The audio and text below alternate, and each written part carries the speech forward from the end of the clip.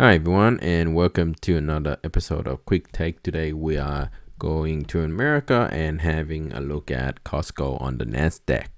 So, for those of you who don't know what Costco is, it's basically a chain of membership-only retail warehouses where you pay for a yearly membership. It's in Australia, it's around just less than $100. I think it's around $60, and you go in there and then you buy things in bulk at warehouse prices, wholesale prices. So that is its value proposition to its customer. It has operation in the Americas, Australia, and a few Asian countries.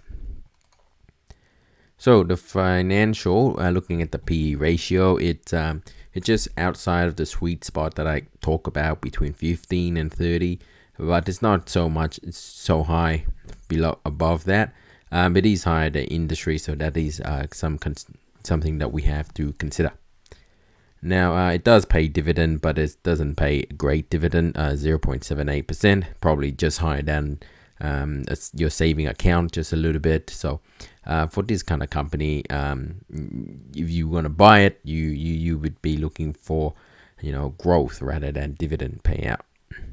So a quick ratio shows that it hasn't got a lot of cash on hand, so that is something to consider, especially if the creditors come around and say they want their money back. So that's also a risk factor, not having enough cash on hand. Okay, the cash flow statement. So this is the annual cash flow statement. We can see that operation has gone up quite a bit. And if we pull up a calculator here, we can have do some calculation just to get our bearing right. So 8861 divided by 6356. That's 2019 operating activities. So cash from operating activities has grown by at least 40%, which is a really tremendous amount of growth. Cash from investing. So investing is the money that it put into buying assets and other types of securities. So then it can invest in future operation. Financing activities. So it pays quite a bit of dividends, even though dividend yield is not great. It's obviously because the share price has gone up, and we'll have a look at the chart later on. It's borrowing a little bit of money here and there. Previous year 419, now it's $929 million worth of debt that it borrowed. In this kind of climate, it's kind of fine to borrow some money, since it's kind of cheap money lying around. There's definitely a positive net change in cash, going from 2.3 billion to 3.8 billion dollars worth of cash on hand. Looking at the balance sheet here, you can see that. Let's have a look at the inventory, because it's kind of a warehouse, retail warehouse, so it holds a lot of inventory. So keep in mind that from the previous cash flow statement, we can see that operating cash grown up by 40%. So let's see what the growth of the inventory is. Preferably, we want a high over of the inventory, and at the moment it's sitting at 7% growth. So it's kind of showing us a picture that the amount of cash that we generate from operation is far exceeding the total number of inventory growth. So it's basically turning over stock quite quickly, which is a good sign for these kind of retailers. And it does have current liabilities, and it has long-term liabilities also. If you look at the cash to the current liabilities, you can see that it doesn't have enough cash to cover its current liabilities, with the liabilities that has to be paid back within 12 months, and that's where we got the figure of 0.53, the quick ratio of 0.53.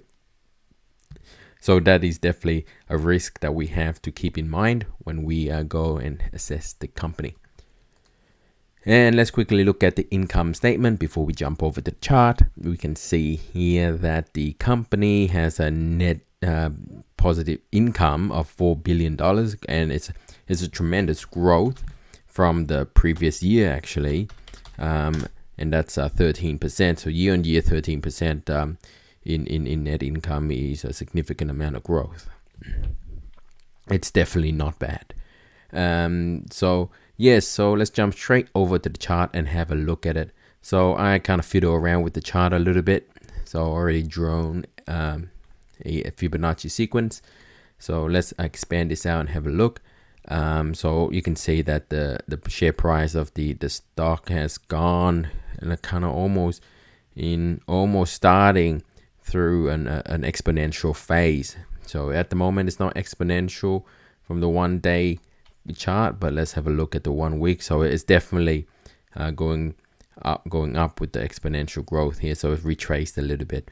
So it's definitely there's downside risk for buying this high, but even through the pandemic, it barely dropped at all, and if it did, it was at 276. Now 359. The high was 392 and 359. So from my perspective, it's definitely something that's really attractive to think of in terms of coming in and buying it. So let's go back to the 1 daily, and the MACD is showing there's a cross of the MACD line and the what is the signal line. So it's kind of like a sell signal here, and we can quickly double check the sell signal, the buy signal. Sorry, this is a buy signal, and here's another similar buy signal, and it's kind of showing that crossing at this level is indicative. No, indicative is suggestive, very suggestive of the share going back up. Looking at the Fibonacci sequence, we can see that it kind of landed back onto this 61.8% retracement level, and it's kind of coming back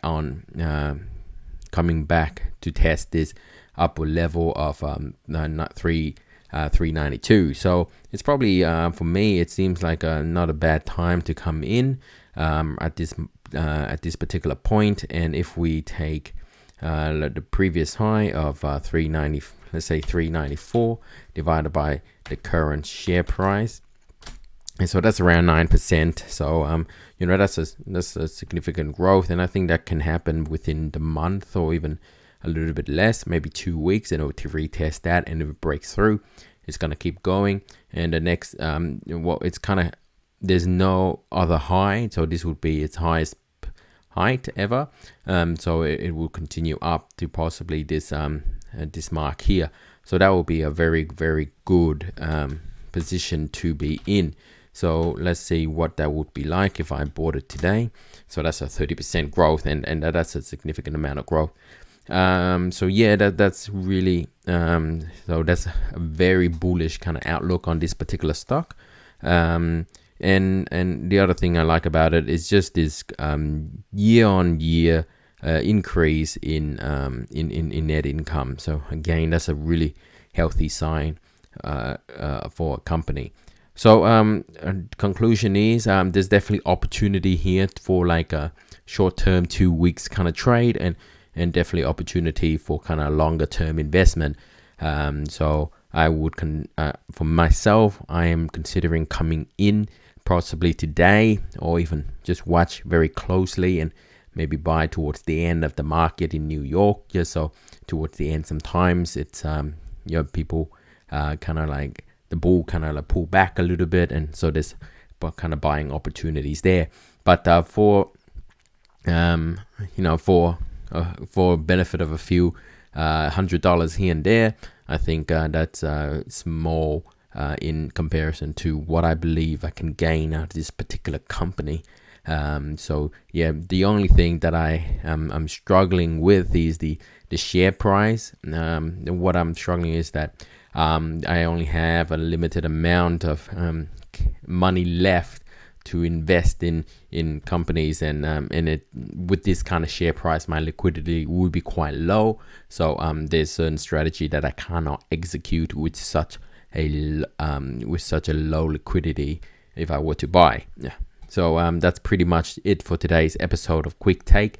Thank you so much for listening. So if you like what you see, please share, like, and subscribe. And that would be very helpful in supporting my channel and what I do. If you have any comments regarding this company or any other companies that I have done in the past, do so in the comments, and please check out any other videos. The other videos that I have, other quick take videos, and I also do a kind of news update called the Early Bird. I do that at every morning before 9 o'clock Eastern Standard Time. But that's pretty much it. Thank you so much again. Have a great day. Bye bye.